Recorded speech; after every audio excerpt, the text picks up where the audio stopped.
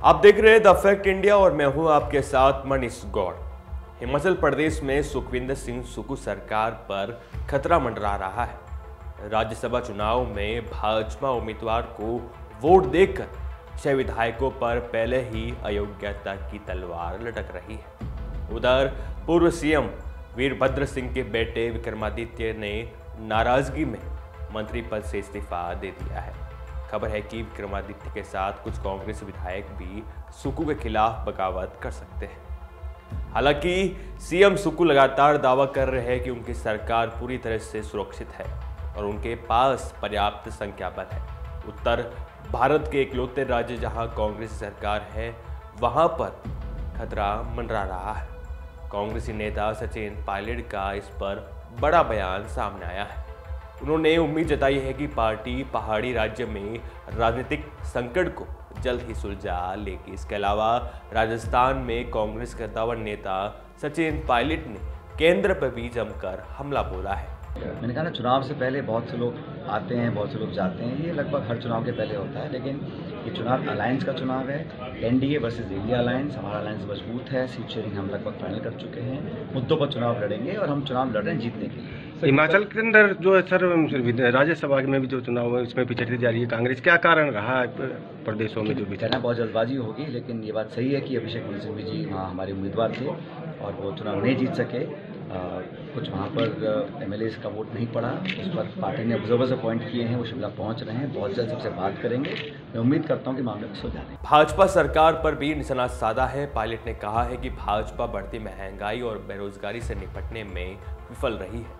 उन्होंने सीकर में संवाददाताओं से कहा, हमारी पार्टी ने हिमाचल प्रदेश में पर्यवेक्षक नियुक्त किए हैं। वे सभी से बात करेंगे और उम्मीद है कि मामला जल्द ही सुलझ जाएगा। केंद्र पर निशाना साधते हुए पायलट ने कहा कि केंद्र के 10 साल का रिपोर्ट कार्ड देखिए, इस सरकार ने अपने वादे तोड़े हैं, खासकर किसानों और युवाओं से किए वादे। पायलट ने कहा, हर मोर्चे पर सिर्फ प्रचार हो रहा है, लेकिन जमीन पर महंगाई और बेरोजगारी के मामले में उन्हें सफलता नहीं मिल पाई है। पूर्व उप मुख्यमंत्री ने दावा किया है कि विपक्षी इंडिया गुट मजबूत और एकजुट है। पायलट ने कहा, चुनाव से पहले कई लोग आते जाते रहते हैं। ऐसा लगभग हर चुनाव से पहले होता है, लेकिन इस बार लड़ाई एनडीए और इंडिया गठबंधन के बीच है। हमारा गठबंधन मजबूत है। हमने सीट बंटवारे को लगभग अंतिम रूप दे दिया है। हम जीतेंगे, मुद्दों पर चुनाव लड़े और जीतेंगे। पायलट ने भाजपा के नेतृत्व वाली राजस्थान सरकार पर भी हमला बोला है। हमला साधते हुए पायलट ने कहा कि उम्मीदों पर खरी नहीं उतर पा रही है भाजपा की सरकार और दावा कर दिया है कि इस राज्य सरकार के काम में हम जो देख रहे हैं वे आपस में मतभेद है। और अभी जो सरकार का काम देख रहे हैं हम लोग, आपस में जो असहमतियां सामने आ रही हैं, प्रशासन की पॉलिटिकल बातें, तो मुझे लगता है कि लोग समझ गए हैं कि ये सरकार उम्मीदों पे खरा नहीं उतर पाएगी। और देश में जो माहौल बना है 10 साल में, चाहे कोई कुछ भी कहे, लेकिन बीजेपी की 10 साल की रिपोर्ट कार्ड आप देखिए, हर मुद्दे पर उन्होंने वादाखिलाफी करी है। विशेष रूप से किसानों के साथ किया है, नौजवानों के साथ किया है। हर मोर्चे पर सिर्फ प्रचार हो रहा है, प्रोपेगेंडा हो रहा है, पब्लिसिटी हो रही है, लेकिन धरातल पर महंगाई, बेरोजगारी, इन सब मामलों में वो अपने आप को बिल्कुल कामयाब साबित नहीं कर पाए। हम चाहते हैं कि मुद्दों पर ही चुनाव लड़ा जाए।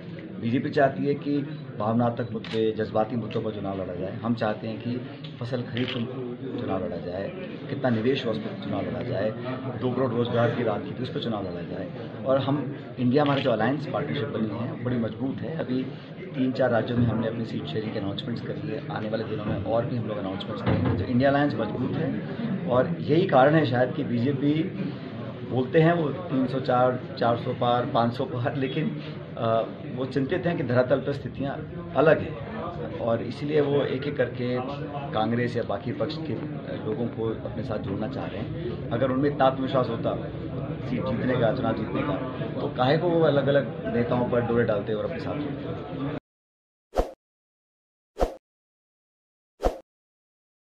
ताज़ा खबरों के लिए विजिट करें द फैक्ट इंडिया की वेबसाइट और डाउनलोड करें द फैक्ट इंडिया ऐप।